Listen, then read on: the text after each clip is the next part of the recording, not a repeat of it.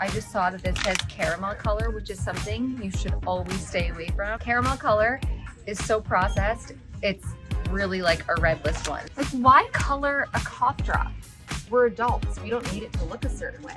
Paul's defense, red 40 is just as bad as caramel color. If you see red, blue, these are lake dyes, very, very bad for you. This is really unsettling. I guess you're gonna stay sick. They actually don't do anything for your throat, they just soothe it. All right, well, it looks like I need to make a cough drop brand. I'm getting the best of the worst.